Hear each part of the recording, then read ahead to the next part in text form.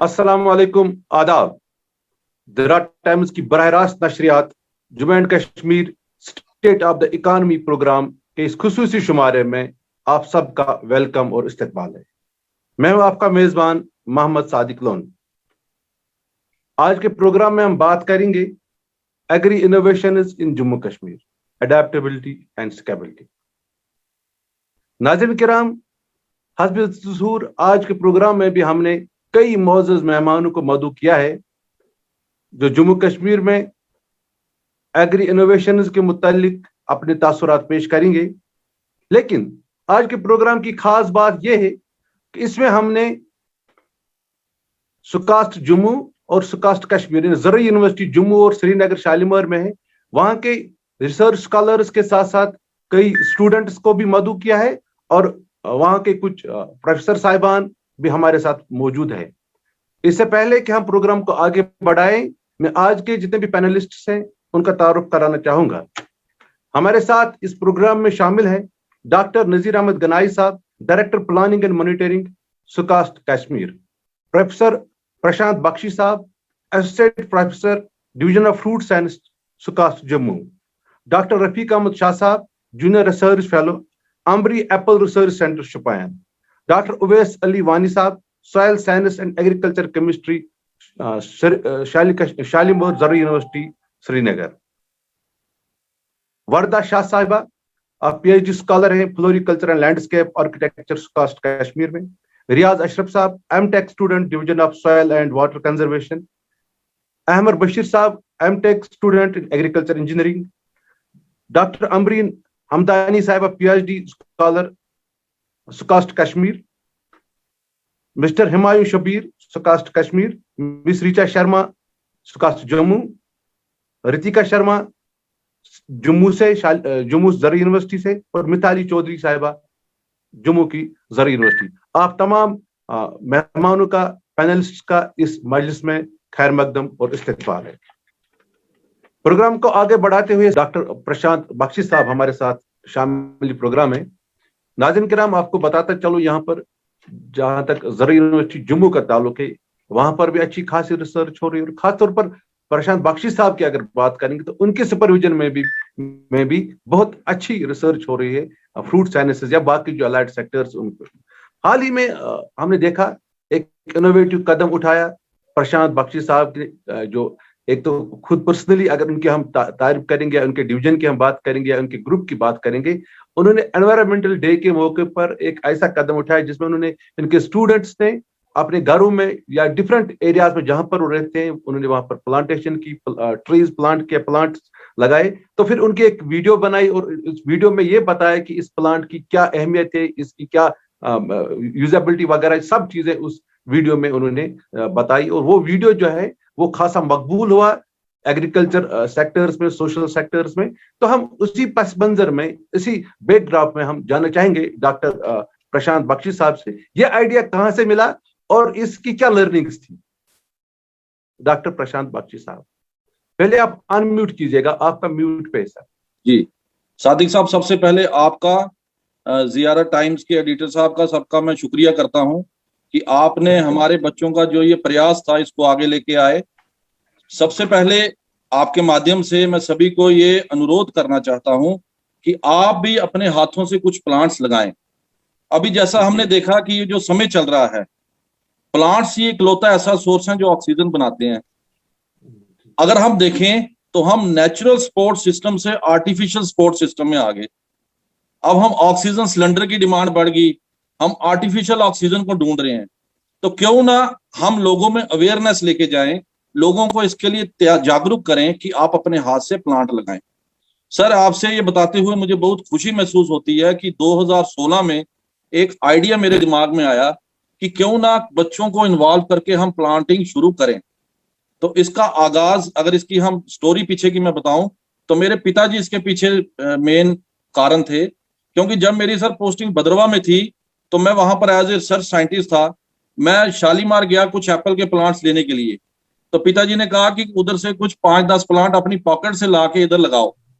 जब मैं sir after 5 years भद्रवा गया, मेरी ट्रांसफर होगी जम्मू, तो मैंने देखा कि वो प्लांट्स बिग ट्रीज में बदल चुके थे और बंदे उनका फ्रूट खा रहे थे।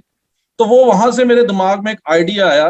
तो मैं शुक्रगुजार हूं अपने स्टूडेंट्स का, अपने फ्रेंड्स का, जिन्होंने इस आइडिया में मेरे को सपोर्ट किया।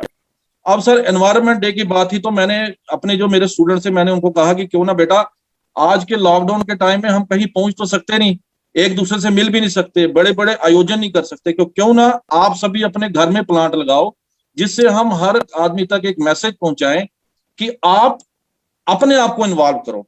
क्योंकि सर कोई और नहीं आएगा हमें ऑक्सीजन या प्लांट देने के लिए, उसके लिए हमें अपने आप को जागरूक करना पड़ेगा और लोगों तक ये मैसेज लेके जाना पड़ेगा। आप सभी के सहयोग से, बच्चों के विशेष से हमने सर एक मोटिव लेके चले थे, और मुझे बताते हुए खुशी होती है कि आज की डेट में सर कोई 12,500 हमने प्लांट लगा चुके हैं, fruit plants and medicinal plants. और सर एक चीज और बताना चाहूंगा कि मेरा पिछले दिनों गवर्नमेंट ऑफ इंडिया ने मुझे नॉमिनेट किया। मैं एक FAO की कॉन्फ्रेंस के लिए गया था चाइना, बीजिंग। तो वहां पर भी मैं सर अपना ये बात रख के आया हूँ। FAO की जो बुकलेट छपी उसमें भी ये लिखा है 1 person 1 प्लांट।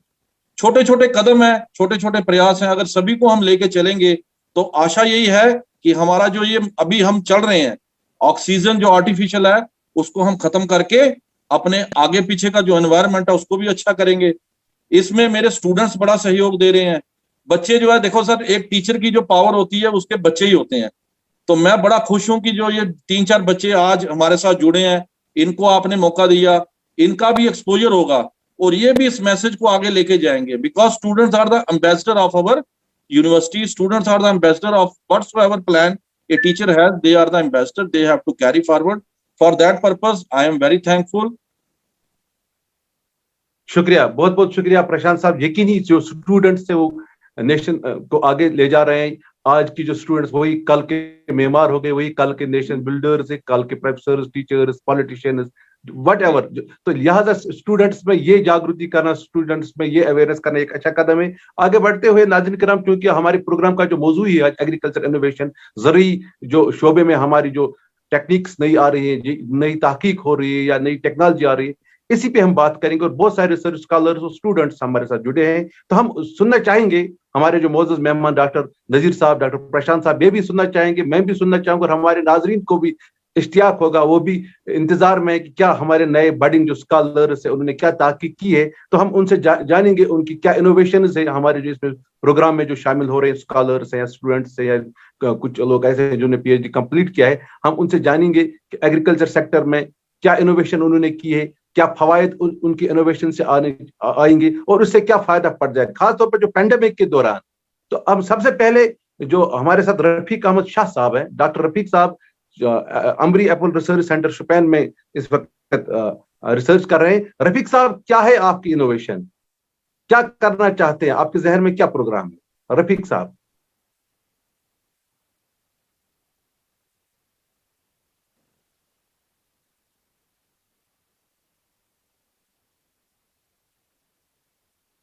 रफीक शाह साहब, शायद रफीक साहब इस वक्त उनके ऑडियो में कुछ शायद परेशानी आ रही है। डॉक्टर मैं इस बात को आगे बढ़ाऊं। रफीक ने sir he has done PhD under मी, तो इनका बहुत अच्छा काम था वॉलनट के ऊपर। तो इन्होंने सर 2-3 बड़े अच्छे स्ट्रेन्स निकाले, अभी भी ये वॉलनट के ऊपर काम कर रहे हैं। हमारा मकसद ये था कि जैसे जम्मू कश्मीर में एप्पल और वॉलनट, इन दो चीजों का एग्री एक्सपोर्ट जोन है, तो इसके लिए हम कुछ अच्छे वैरायटीज, कुछ अच्छे जो लोकल जर्म प्लाज्म है उसको लेके आए। तो doctor Rafiq has done very excellent work, he has done develop 2-3 good cultivars. तो हम उसको सर आगे वैरायटी रिलीज में लेके जा रहे हैं। सर जो ही रफीक साहब का ऑडियो ठीक हो जाता है, उनका ऑडियो हमारे साथ सही तरीके से कनेक्ट नहीं हो रहा है, उनके साथ भी हम बात करेंगे। यहाँ पर प्रशांत साहब, जहां तक डॉक्टर नजीर साहब ने स्टार्टअप्स का जिक्र किया, तो हम आपसे जानना चाहेंगे सुकास्ट जम्मू क्या कर रही है, उनका क्या प्रमोशन है रिगार्डिंग स्टार्टअप्स के बदले, कैसे प्रमोट कर रहे हैं? ये हमारा एक गोल्डन पीरियड चल रहा है। हमारे जो ऑनरेबल वाइस चांसलर हैं प्रोफेसर JP शर्मा साहब, वो अभी स्कॉच जम्मू और स्कॉच कश्मीर, इन दोनों का कारोबार देख रहे हैं।